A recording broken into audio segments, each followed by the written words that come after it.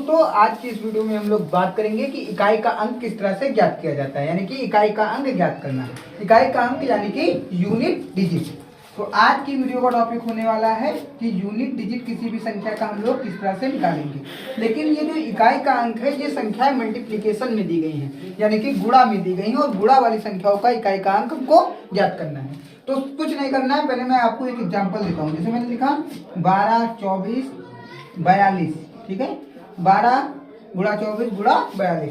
मैंने कहा इसका इकाई का अंक निकालो, तो आपने क्या कहा, आपने कहा 2 का, आपने इनका अगर आप गुणा करोगे तो बहुत बड़ा प्रोसेस होगा।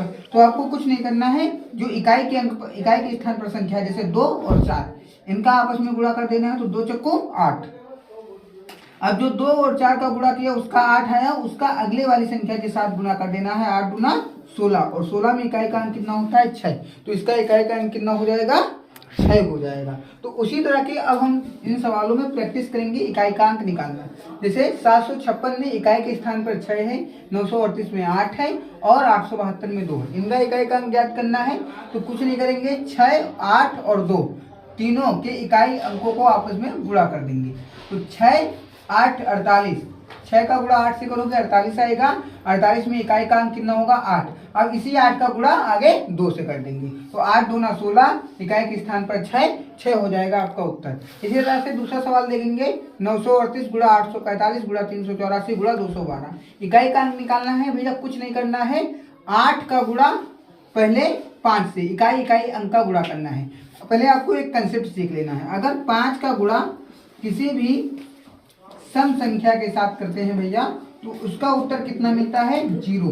अगर 5 का मल्टीप्लिकेशन किसी भी इवन नंबर के साथ करते हैं तो उत्तर कितना आता है, 0।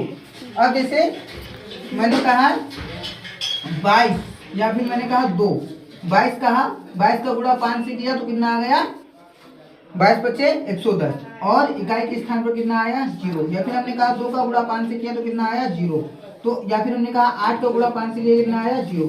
तो यहाँ से हमने एक चीज जान ली कि अगर किसी भी संख्या का गुणा किसी भी सम संख्या का गुणा 5 के साथ करेंगे तो गुणनफल में इकाई का अंक कितना होता है, 0 होता है। तो यहाँ पर 8 और 5 का गुणा करेंगे तो 8 5 40, इकाई के स्थान पर कितना आ जाएगा, 0। और 0 की अगर गुणा किसी भी संख्या के साथ करेंगे उत्तर आगे कितना आता है, 0। तो इसका उत्तर कितना हो जाएगा, 0। अब इसमें देखो क्या क्या करना है, इकाई के अंक देखने हैं। 1 9 1 9 6।